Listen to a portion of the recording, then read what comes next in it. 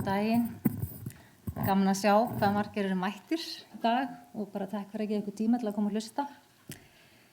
Ég ætla að fjalla hérna mína doktorsrannsókn sem ég hef í rauninni lokið sem rannsókn en ég svona ljúka við að skrifa ritgerðina og reyna að klára þessi skref. Minn grunnur í þessum fræðum er í rauninni svo að ég starfaði sem lögreglukona á 7 ára tímabili hérna áður fyrr og lauk lögregluskóla ríkisins og starfaði einnig á geðdeild 33A, semst fíknideildinni í ár og þar urðu á vegi mínum einstaklingar sem þurftu að hjálpa að halda og það var einhvern veginn gegnumgangandi að þegar maður vinnur með fólki í þessari stöðu, hvort sem maður er lögregluþjónn eða hjúkrunarfræðingur á geðsviði, að alltaf hittir maður fólk sem er með sögu. Og það var svo merkilegt að þegar ég fór að tala við þessa einstaklinga að undantekningarlaust voru þetta einstaklingar með áfallasögur æsku, hvort sem þeim voru lentu í höndum lögreglunar eða hennar geðdeild. En ég er semst hjúkrunarfræðingur og með meistarapagráðu í heilbrigðisvísindum, þar sem ég skoðaði heilsufarlíðan kvenna sem eru fyrir kynferðislegt ofbeldi í æsku. Og það var rannsókn sem rak mig áfram í doktorsnám. Hugmynd mín var ekki að fara í doktorsnám til þess að verða doktor Sigrún, heldur rauninni til þess að halda fram að fá að rannsaka. Og þegar ég kynnti mínar rannsóknir konur, þá fekk ég alltaf spurningu en hvað með karla? Verða þeir ekki líka fyrir ofbeldi? Og hins vegar fekk ég, að því að mínar niðurstöður sýndu að þessar konur voru ekki að fá aðstoð í kerfinu eins og það þurftu, þá fekk ég spurningu hvað getum við gert til þess að hjálpa þessum einstaklingum. Það var eiginlega þess að rak mig í doktorsnám og mín doktorsrannsókn fjallar semst í fyrsta lagi að þróa heildræna meðferðarúrræði fyrir þolendur ofbeldis, að skoða heilsufarlíðan karla með sögum kynferðislegt ofbeldi og það er eitthvað sem eins og við sjáum á hópnum, ekkert rosa margir en takk kallar sem komuð, mjög gott, þetta fjölgar alltaf í hópnum. En þegar ég fór að stað með mína kallarannsókn fyrir 6 árum síðan, ég byrjaði í janúar 2010, þá fann ég ekkert íslenskt efni karlmenn sem þolendur kynferðislegs ofbeldis í æsku. Það voru til erlendar rannsóknir, þannig ég fór að stað og tók viðtal við 7 karlmenn með þessa sögu. Síðan bar ég saman karla og konur, sem sagt meistarrannsóknina mína og kallarannsóknina mína. Og það er svolítið það sem ég ætla að tala í dag. Og 4. hlutin af mínu námi er semst að skoða heilsufar einnar konu þar sem er að kafa djúpt ofan í hennar sögu til þess að skilja áföllin betur. Þegar ég tala rannsóknina mína, þar sem ég er að bera saman karla og konur, sem er svona eiginlega titillinn af þessum erindi í dag, að það má greina mun á körlum og konum.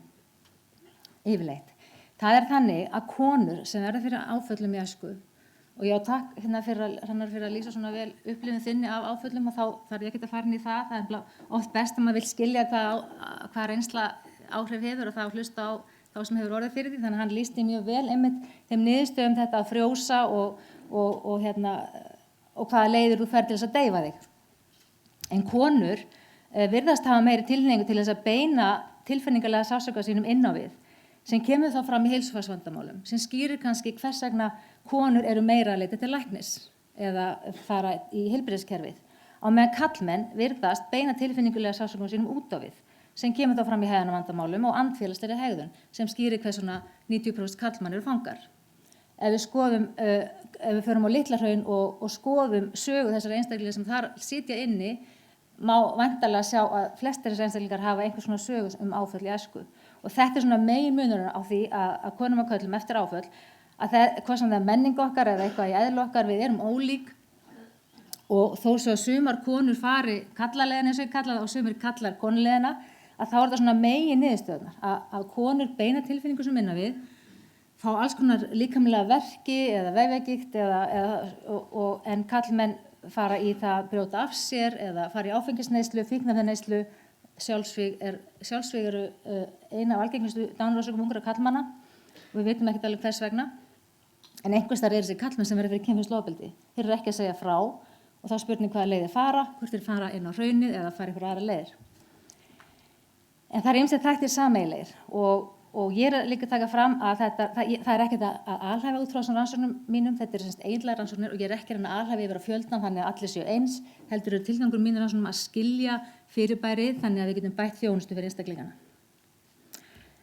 Ég sýni ykkur bara töfl í lokin á mínu glæðarsjói eru linkar inn á allar hlekkir inn á allar með rannsóknir, þannig að þið getið lesið eða viljið vita meira það. Þetta eru bara svona hvernig ég tek saman karla og konur, mun og hvað líkt og ólíkt með þeim á fullorðinsárum og með heilsufarið og áhrif þeirra á samskipti við maka. Það sem kemur fram í mínum rannsóknum að allir einstaklingar eru að glíma við þunglyndi, eins og hann kom inn á áðan. Fæðingarþunglyndi og það er líka karlmenn sem glíma við fæðingarþunglyndi. Það er eitthvað sem hefur ekki verið mikið verið að tala en karlmenn tala það að þeir finna fyrir fæðingarþunglyndi.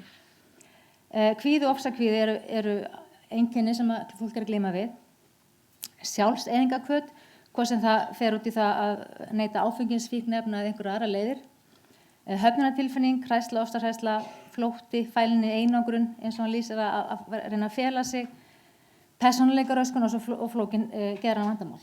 Þetta er svona það sem er sameiginlegt með körlum og konum og þó svo að þeir fari í misjafnar leiðir við að deyfa sig. Þessir einstaklingar eru erfitt með að mynda tengsl og viðhalda tengslum, hvað sem er við maka eða börnin sín og upplifa það að snerting og kynlíf er þeim erfitt, hvað sem er snerting maka eða þá snerting við börnin og karlmenn töluðu kannski sérstaklega það að þeim fannst erfitt að til dæmis skipta kannski á börnunum eða snerta þau vegna þess að þeir voru hræddir við að snerta þau vitlaust af því að þeir þekktu ekki alveg mörkin og voru hræddir. Brotin sjálfsmynd foreldra hefur áhrif á börnin og þess vegna er þetta svo alvarlegt og þess vegna þurfum við að grípa inn í strax eins og Eygló kom inn á með það hvernig getum við komið í veg fyrir þetta og hvað getum við gert. Við þurfum bara að byrja helst í mæðraverndinni. Þar byrjum við. Við byrjum að meðan barnið í móðurkviði, við beitum fræðslu til foreldra áhættuþætti og bara skima fyrir því ofbeldi til staðar í sambandinu eða ekki. Og þar byrjum bara þar þegar barnið í móðurkviði. Og fylgjum eins og eftir í mæðraverndinni, ungbarnaverndinni, skólahjúkruninni og svo áfram. Félagsleg vandamál, það eru hjónabandsörðuleikar, þannig að fólk á erfitt með að tengjast og mynda traust og tengsl, þannig að sambandi gengur ekki upp. Hjónaskilnaður og örorka, það er náttúrulega þegar fólk verður fyrir, mér skilst að gera vandamál sé að vera eitt stærsta heilbrigðisvandamál í dag og það er tengsl þarna milli áfalla, þannig að við heldum sem að tala mjög stórt vandamál. Missa vinnuna, fara til afbrot, sjálfsvíg, vændi. Þetta eru svona afleiðingar sem fólk er að glíma við. Nú ætla ég að tala það sem ég er svo skemmtilega að tala um. Þegar ég fór að staði mínar meistararannsóknir á konum, þá sat ég ofsalega föst í þessum afleiðingum. Ég var ofsalega upptekin af því hvað voru slæmar afleiðingar og öllum er svo illa og það var ekkert að gera í þessu og þannig að mér langaði að gera eitthvað til þess að komast upp úr því að hjálpa fólki að líða betur.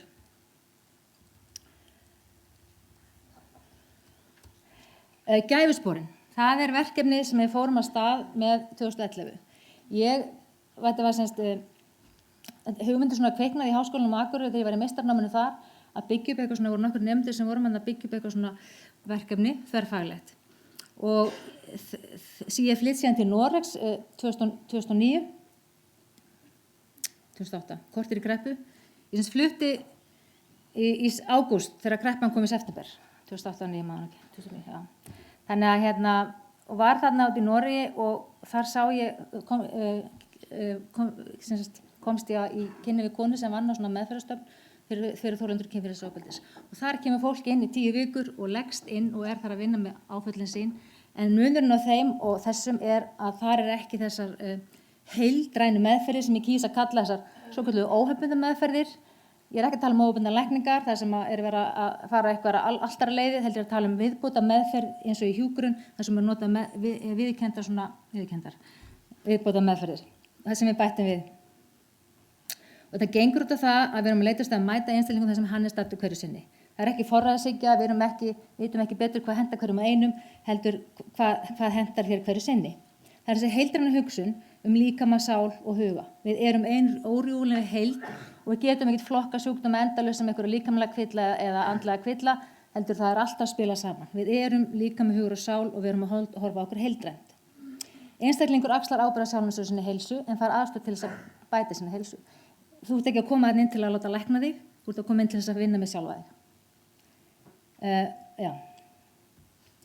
Þetta er svona nálgunin hjá okkur. Við erum ein heild og við getum ekki tekið til hjá sjálfum okkur nema að taka til í fjölskyldun okkar líka til dæmis. Þetta eru gæfusporin. Þetta 10 til 12 vikna verkefni sem er alla virka daga frá 10 til 2 alla daga og þetta er hörkupúl, þetta er ekkert eitthvað dekur, sko, þetta er bara að vinna. Og þetta byggist upp á listmeðferð, tjáningu gegnum mál að mála, jóga, sálfræðihópur, líkamsvitund og fræðslu. Síðan er þannig tekið fyrir næring og fleira. Og það sem kannski, þetta er ólíkt prógramin í Noregi, er þessar óbundnu meðferðir. Það er semst höfubundna spjaldmeinsmeðferð, svæða- og viðbragðsmeðferð, djúpslökun eða dáleiðsla. Og það er svona það sem við erum að bæta við. Niðurstöðu mínar, ég tók viðtöl fyrir og eftir við konunnar og nú hugsa einhver, hvað mig kalla, sem þegar ég kynnti meistararannsóknina, hvað mig kalla. Þannig að þau ekki endalaust haldið áfram, þannig að það kannski var næsta verkefni, úrræði fyrir kalla, því að þeir kannski þurfa að öðruvísi meðferð, ég veit það ekki, allan tóku við þetta fyrir konur.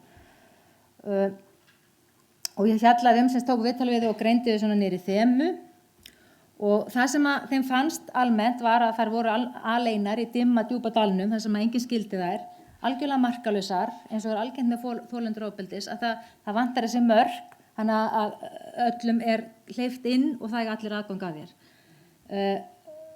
Þeim skýrir hversna einstaklingu fyrir einu ofbeldissambandi annað vegna þess að það er engin mörk sem segja hvað er rétt fyrir mig eða ekki. Það var búið að fullreyna allt í lífinu, lífi lyfjasúpu, týnd félagslega einangruð og dottin úr vinnu eða námi. Það sem við gerum í gæðaspórunum er að takast af áskoranir. Það er að læra að vinna með persónulegt rými og mörkin okkar. Og það er til dæmis líkamsvitund sem sjúkraþjálfari sér að kenna fólki að vera til staðar í sjálfan sér, ekki einhvers annar staðar og læra á mörkin sín. Hvar enda ég og hvar byrja ég? Vita það allir, hvar er ég og hvar þú? Og þegar fólk hefur engin mörk, þá er mjög auðvelt að misnota það. Að læra að vera heima hjá sér, eins og að segja. Fara í gegnum flashback og það er góð lýsing á því þessar endurminningar sem var að tala að fá alltaf endurminningar á áfallinu og þegar fólk fær endurminningar þá koma endurminningarnar og það drepa fólk algjörlega niður í svartnættið. Þegar fólk fer í gegnum svona prógram að þá fær það endurminningar en það lærir að sleppa þeim. Þetta virkar einhvern veginn þannig, þetta er bara orð þeirra að upplifa það að í staðinn fyrir að endurminningarnar séu endalaust að straga þeim niður í svartnættið, þá leyfir þeim að koma og þú leyfir þeim að fara og sleppi þeim. Og það er rosalega stórt skref. Að horfast í augu ófreskjuna sem er ofbeldismaðurinn og að losna við sektarkennd og sjálfsásökun.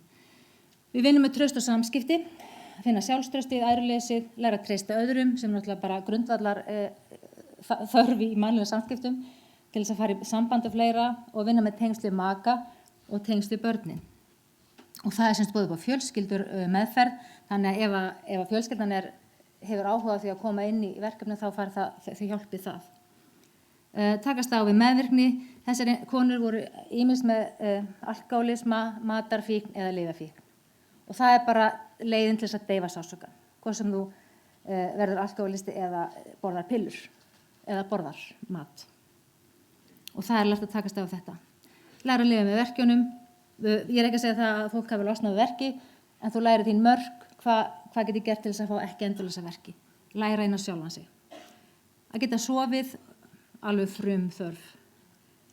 Að lifa með auðgikt og þetta með geðveiki eða geðhvarfasýki, þetta er svona eins og kom fram hann tala lýsti svo vel með þunglindinu, hvað er þunglindi? Það er rauninni bara þetta að vera alveg að kafna og það er það sem ég gerir vandamálum, þetta er náttúrulega afleiðingar af því.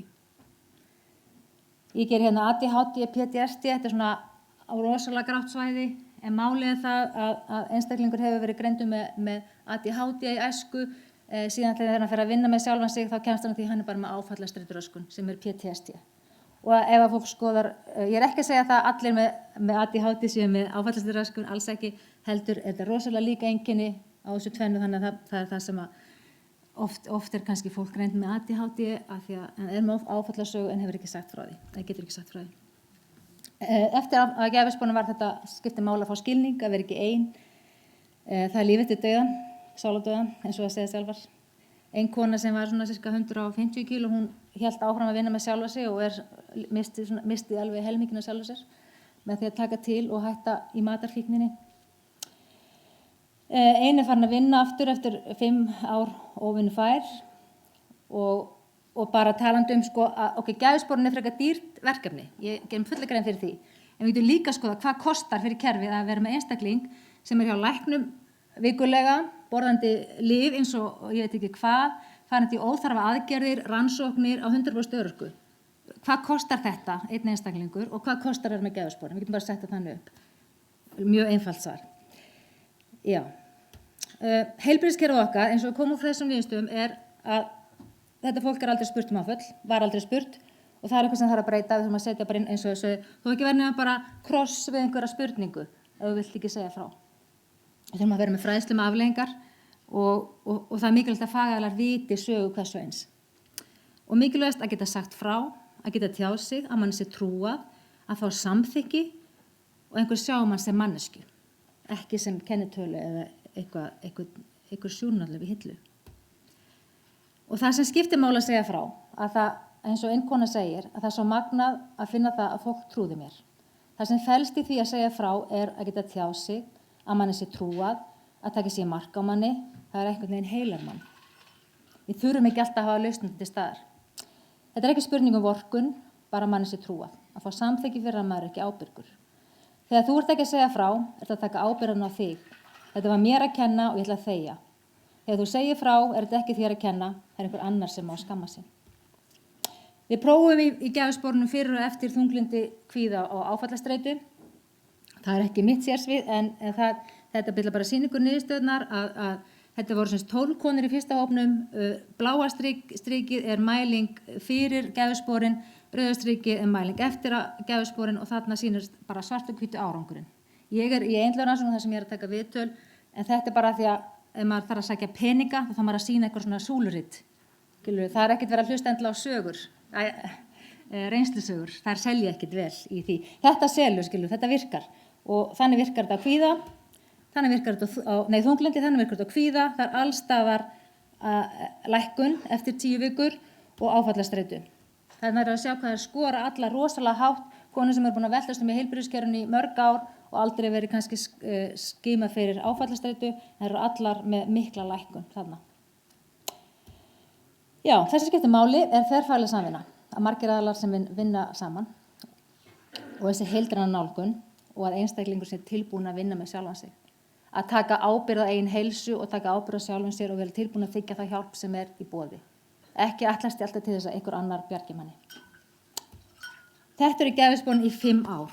Og það er ótrúlega gaman að segja frá því að það eru 5 ár í dag síðan við fórum að stað.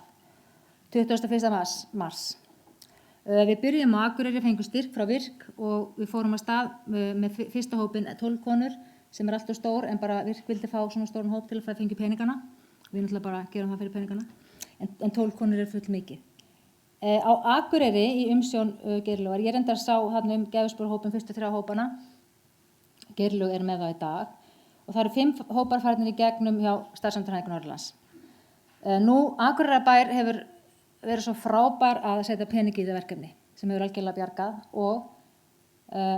en það er óvíst með haustið hvort við fáum áframhaldandi fjármagn í þetta verkefni.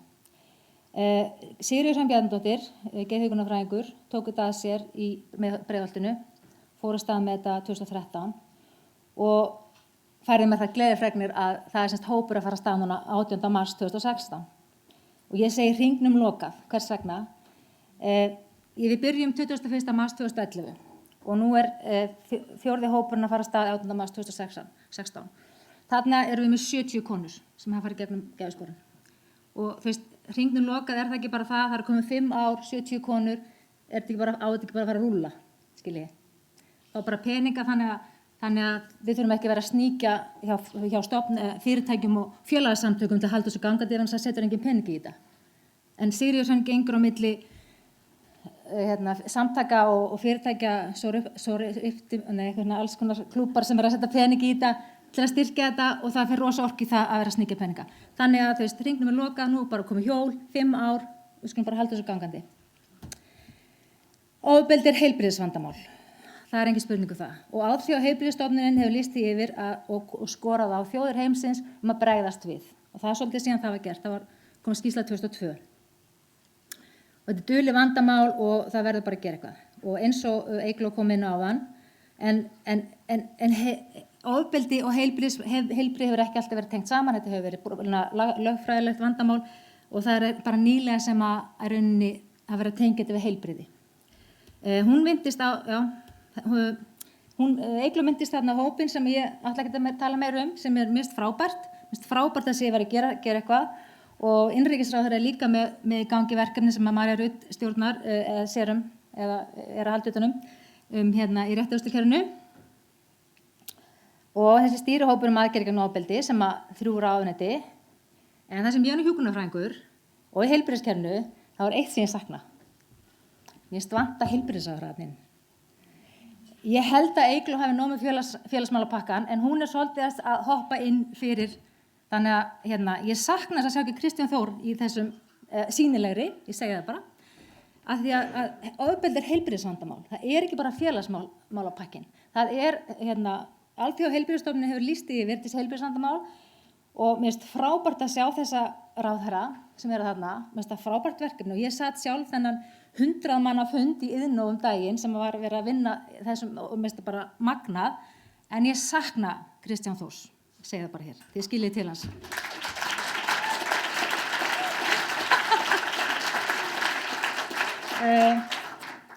Þetta er rannsóknin Sigríðar Hrannar sem er með geðspórin, hún er hérna í salnum eða vilja spyrja út í þetta. Þetta er semst hún gerði rannsókn á konum með geðræn vandamál og áhrif á heilsufar og hún sem sagt sú grein er, þannig að þessar glærur geta alveg verið aðgengilegar eða vilja skoða þetta frekar.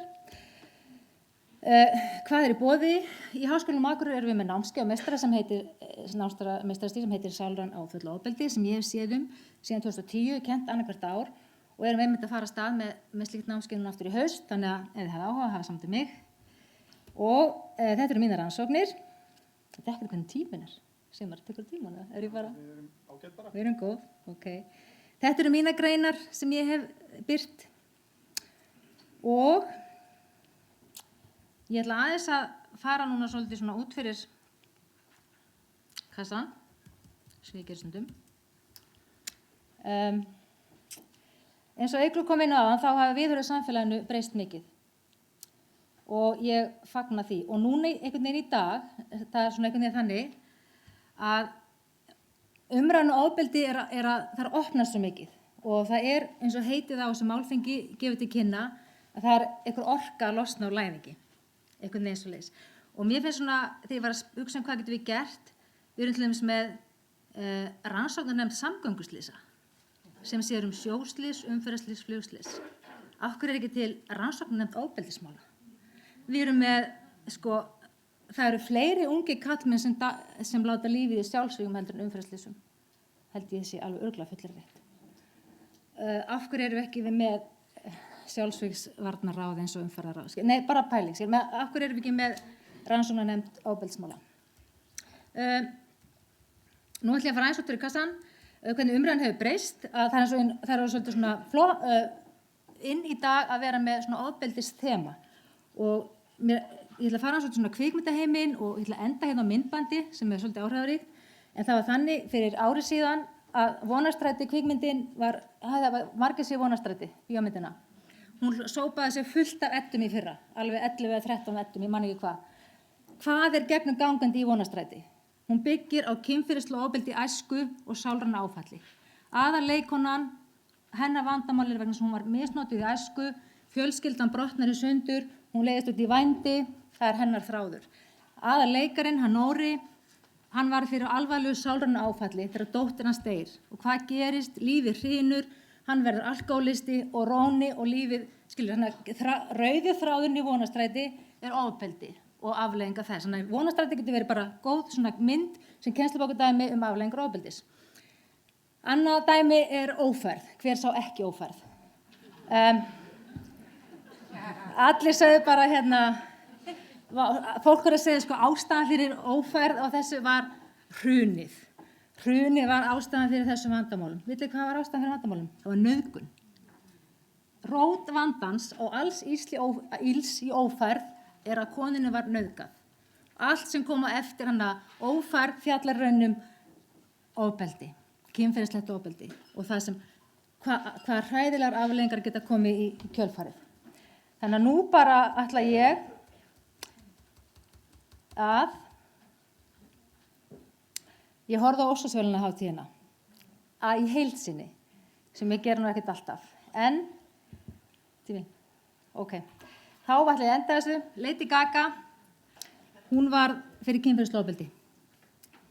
Og þess vegna ætla ég að enda þetta á þessu myndbandi til að sýna hvað mikil orka getur losnað á læðingi þegar við tökum höndum saman í þessari baráttu. Good evening. Thank you very much. Despite significant progress over the last few years, too many women and men on and off college campuses are still victims of sexual abuse. And tonight, I'm asking you to join millions of Americans, including me, President Obama, the thousands of students I've met on college campuses, and the artists here tonight, to take the pledge. A pledge that says, I will intervene in situations when consent has not or cannot be given. Let's change the culture. We must, and we can change the culture so that no abused woman or man, like the survivors you will see tonight, ever feel they have to ask themselves, what did I do? They did nothing wrong. Ég vil bara hlaupa yfir þetta.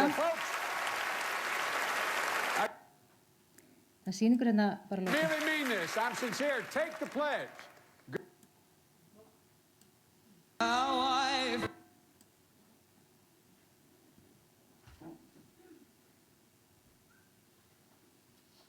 Þetta virkar ekki. Leiðilegt.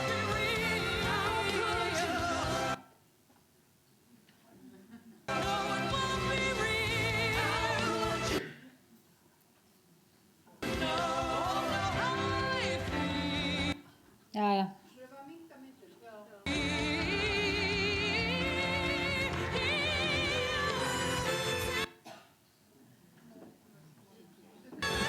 Þetta er svo flott. Svona lífið. Jæja.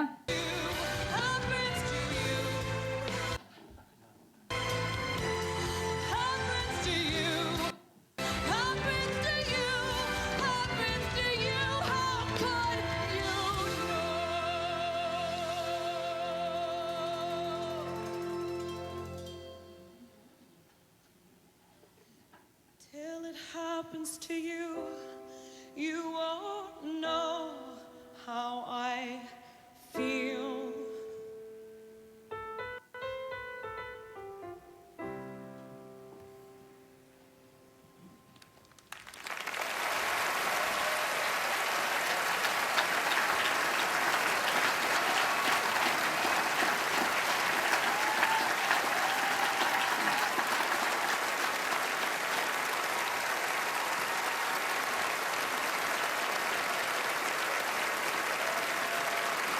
Takk fyrir.